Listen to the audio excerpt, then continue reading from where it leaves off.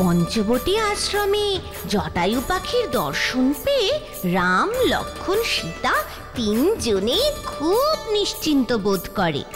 কিন্তু তারা কি সত্যিই নিরাপদ এই পঞ্চবটী বনে? আবার কোনো বিপদ আসছে না তো? চলো দেখে নি তাহলে আজকের এই পর্বের রামায়ণ কথা। হাসিতে খুশিতে দিন পার হয়ে যাচ্ছিল। অযোধ্যা ছেড়ে আসার দুঃখ প্রায় ভুলেই গেছিল সবাই, কিন্তু কপালে লেখা ছিল অন্য কিছু। একদিন গোদাবরী নদীর জলে স্নান করলে পুণ্য হয়। আমরা রোজ এখানে স্নান করি। তাহলে আমাদের তো অনেক পুণ্য হয়ে গেছে, তাই না স্বামী? হ্যাঁ। ও ভাই লক্ষণ,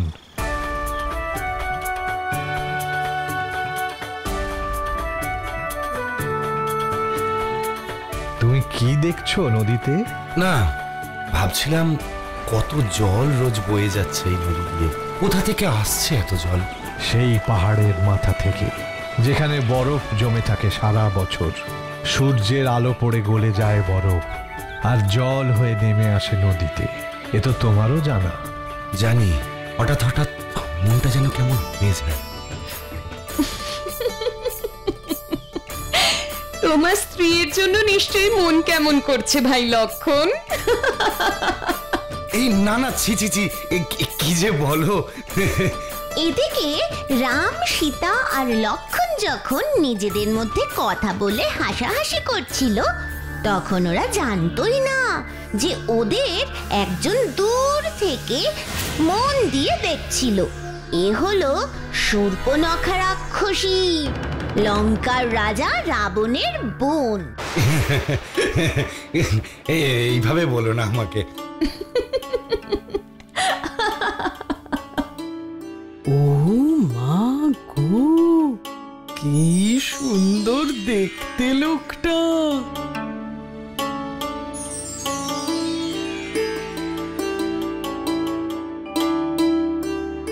এত সুন্দর দেখতে মানুষ আমি আগে কোনোদিন দেখিনি। দেখো, পাশের মেয়েটা কি বাজে দেখতে। ওর সাথে এত হাসাহাসি করছে কেন ওই মানুষটা?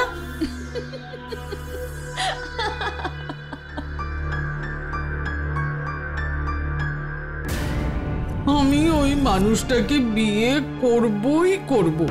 এতগুলো বছর ধরে এদিকের বনেই থাকি, কখনো এমন সুন্দর মানুষ চোখে পড়েনি। যাই, ওদের সামনে যাই।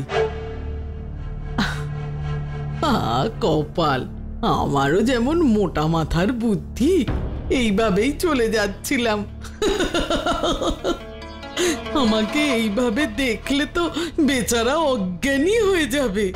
চেহারাটা বদলে নিয়ে ওই মেয়েটার চেয়েও সুন্দর হয়ে যায়।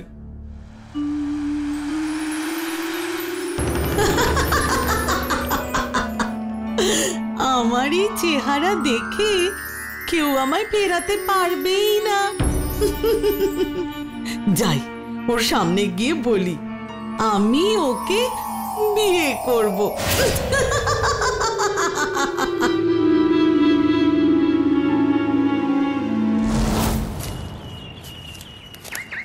গন্ধ শুঁকেই বুঝতে পারছি ওরা সবাই এখন এখানেই আছে।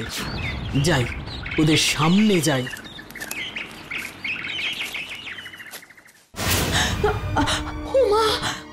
কে কে তুমি সুন্দরী? কি মজা, তুমি আমাকে সুন্দরী বললে। তুমি কি স্বর্গ থেকে এসেছো? অপ্সরা না দেবী তুমি? একা মেয়ে এই গভীর জঙ্গলে কি করছো? পাশের দণ্ডকারণ্য বনেই তো আমি থাকি। ও মা, ভয় করবে কেন? আমার দুই দাদা সব সময় আমার উপর নজর রাখে। খড় আর দূষণ, তাদের সাথে 14,000 সৈন্য আছে। খড় আর দূষণ, তারা তো রাক্ষস। আমি তো লঙ্কার রাজা রাবণের ছোট বোন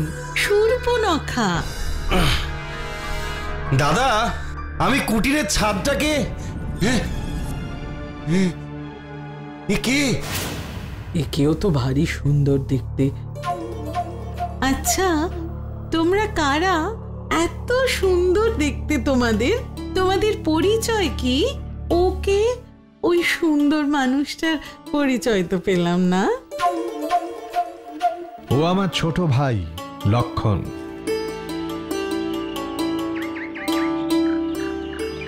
কে তুমি? একা এই বনে ঘুরছো কেন? তোমার ভয় করছে না?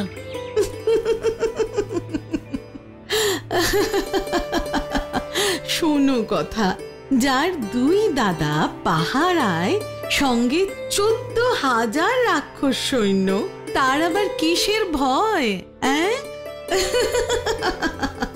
কি চাও তুমি সুন্দরী সেজে এসে? আসলে তোমাদের মতন সুন্দর চেহারার মানুষ তো আগে দেখিনি, তাই। তাই তাই কি খেতে এসেছো? না না না না না, তোমাদের দেখে ভালো লেগেছে বলে এসেছি। বিশ্বাস হয় না। তুমি প্রাসাদ ছেড়ে এখানে বনে কেন ঘুরে বেড়াও? কেন, তোমাকে কেউ ভালোবাসে না বুঝি? মোটেও না।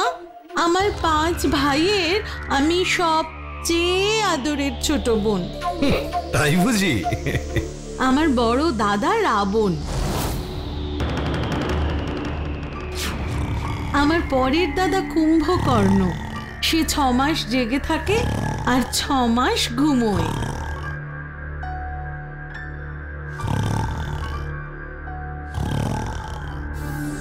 আমার তারপরের দাদা খুবই শান্ত, খুবই ভদ্র। আমার অন্য ভাইদের মতো কথায় কথায় রাগও করে না, যুদ্ধও করে না। আমার সৎ ভাই খর আর দূষণ, ওরা আমাকে দিন রাত পাহারা দেয়।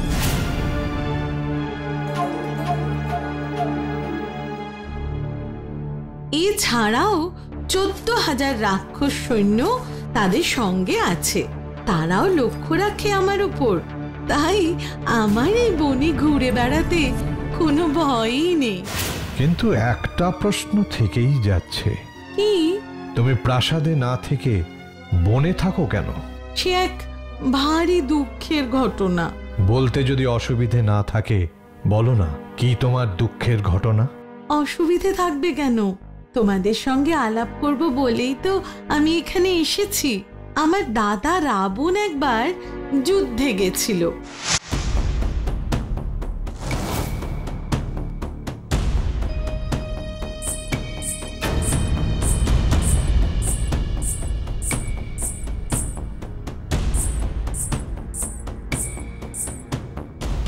জিতে আসুন স্বামী।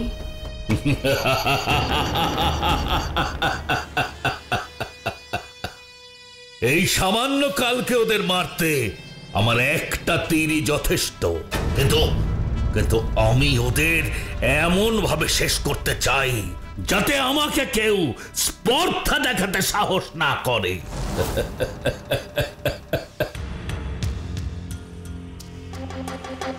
এসো এসো বিদ্যুৎ জিহ্বা।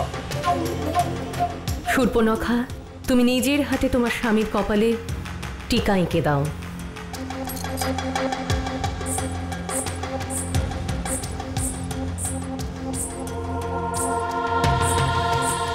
জিতে আসুন।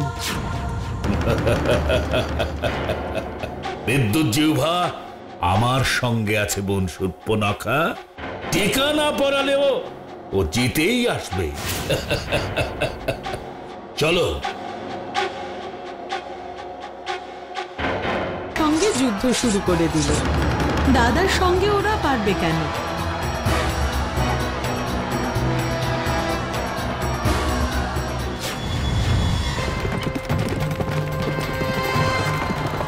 সবাই মরে যাচ্ছিল, কিন্তু একজন রাক্ষস যুদ্ধ চালিয়ে যাচ্ছিল। দাদার কানে সে খবর গেল।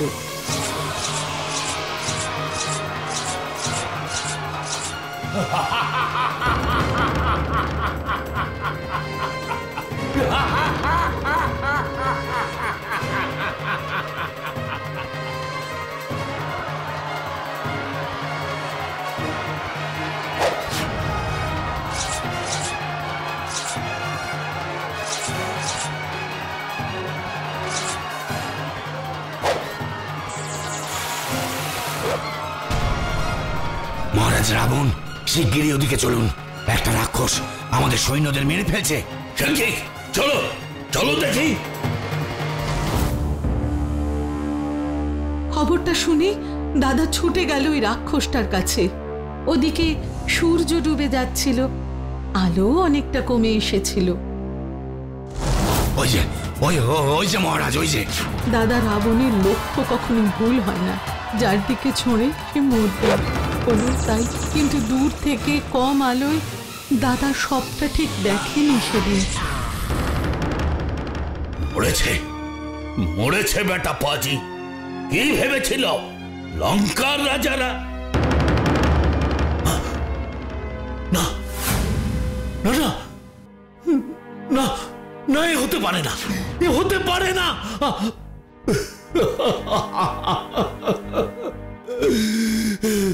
এ আমি কি করেছি? আমি কি করেছি?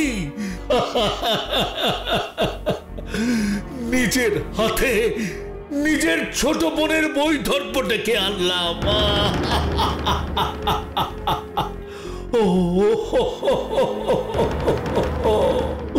বিদ্যুৎ জিহ্বাকে মেরে দিলাম।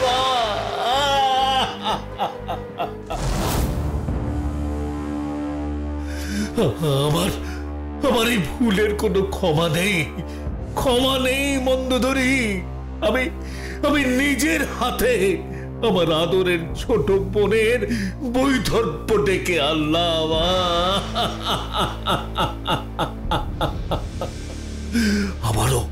আমারও বেঁচে থাকার কোনো অধিকার নেই, কোনো অধিকার নেই। আপনি তো জেনে ভুল করেননি।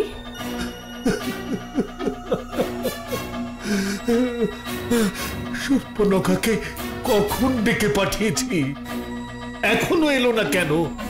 দেখো না, দেখো, একবার এগিয়ে দেখো।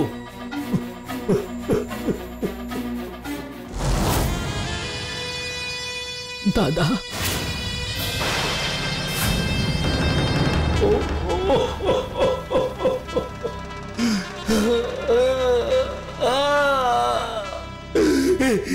আমি কি দেখছি?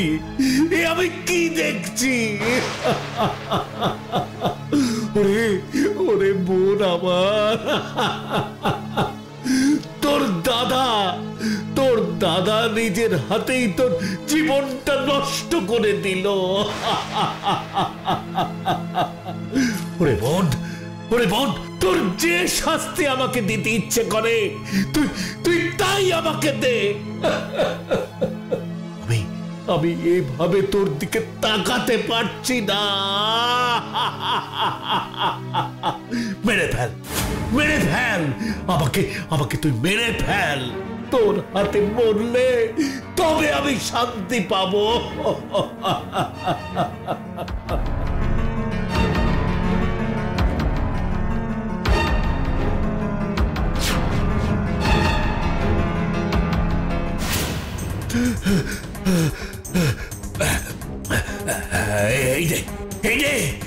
এই নে বোন, নে আমাকে মার, আমাকে মার। কি করছেন আপনি? দাদা, আমি তো তোমাকে দোষী ভাবি না, তোমার কোনো দোষ নেই। তোর জন্য আমি কি করতে পারি বোন? তুই শুধু একবার আমাকে বল। এই লঙ্কাপুরীতে আমার থাকতে ভালো লাগছে না, আমি অন্য কোথাও গিয়ে থাকতে চাই দাদা। বেশ, তাহলে তুই দণ্ডকারণ্যে গিয়ে থাক। তোর যেমন খুশি তেমন থাক, তোর যা মন চায় তুই তাই কর। কেউ তোকে বারণ করবে না। হর আর দূষণকে আমি তোর সঙ্গে পাঠিয়ে দেব। ওরা তোকে শুধু পাহারা দেবে, যাতে তোর কোনো বিপদ না হয়। বেশ। 14,000 রাক্ষস সৈন্য তোর পাহারায় নিযুক্ত থাকবে। যা বোন, যা, মনের খুশিতে থাক। আর যখন তোর মনে হবে চলে আসবি লঙ্কাপুরীতে, তোর এই দাদা সব সময় তোর জন্য অপেক্ষায় থাকবে। সেদিন থেকে আমি এই বনে ঘুরে বেড়াই, নিজের মনের খুশিতে থাকি। তা আমার কথা তো বললাম, এবার বলো তো, তোমরা রাজার ছেলে হয়েও বনে থাকছো কেন? রাক্ষসের সঙ্গে ওনারা এত কথা কেন বলছেন? আমার তো ভয় লাগছে। অযোধ্যা নামে এক রাজ্য আছে, যার রাজা ছিলেন দশরথ।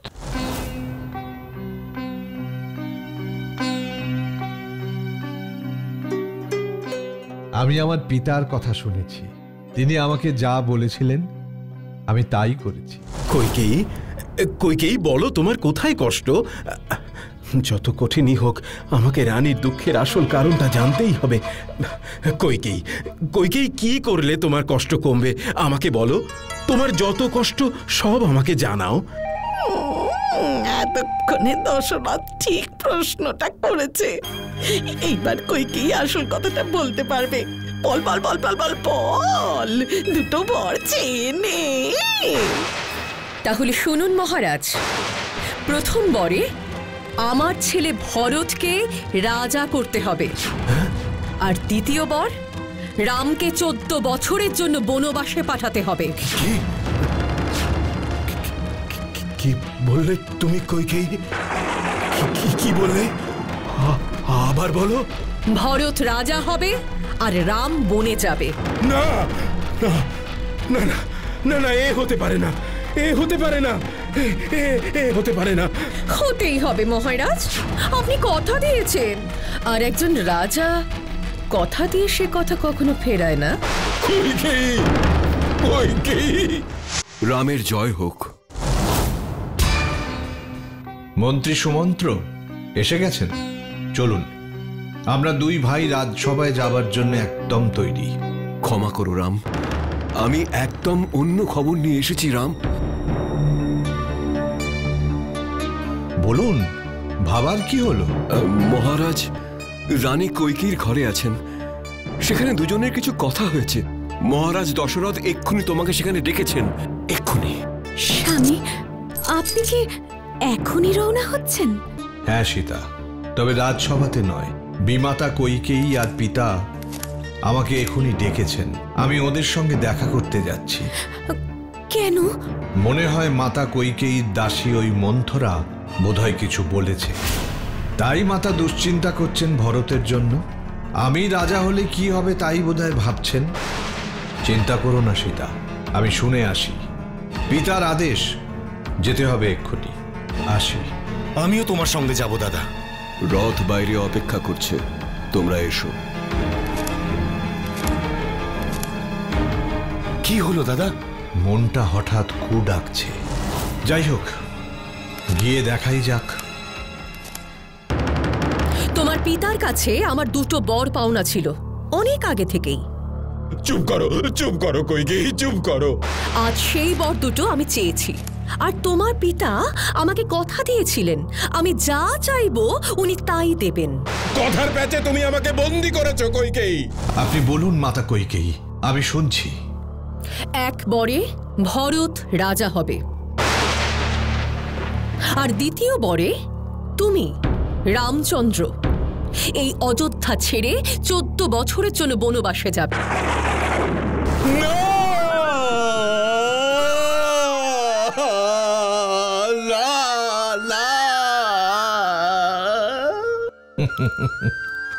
এইটাই আপনার চাওয়া? হ্যাঁ রাম, এই দুটোই আমার ইচ্ছে। আমার পিতা যখন আপনাকে কথা দিয়েছেন আপনি যা চাইবেন উনি তাই দেবেন। আমিও রাজ্য ছেড়ে বনবাসে যেতে রাজি। সেই শুরু হলো আমাদের বনবাসীর জীবন। ধন্য রাম, তোমাকে দেখেই বুঝেছি তুমি আলাদা। তোমার সঙ্গে আমার কত মিল দেখেছো। আমি রাজকন্যা হয়েও বনবাসী, তুমিও রাজপুত্র হয়েও বনবাসী। তুমিও আলাদা, আমিও আলাদা। সাধারণ মানুষের মতো আমি দুর্বল নই। আমাকে নিয়ে তুমি যেখানে খুশি যেতে পারো। আমি তোমাকে যুদ্ধে সাহায্য করতে পারবো। আমি তোমাকে নানা জায়গায় নিয়ে যেতে পারবো। রাম, আমি তোমার উপযুক্ত বউ হব। তুমি আমাকে বিয়ে করো। না! রাক্ষসী শূর্পণখার কি সাহস, রামকে বিয়ে করতে চায়। এরপর রাম কি বলবে পরের পর্বে দেখতেই হবে কি হলো সেই শূর্পণখার। এমন সব ভিডিও দেখতে হলে এক্ষুনি সাবস্ক্রাইব করুন Animatrix digital. Bell icon click করতে ভুলবেন না কিন্তু।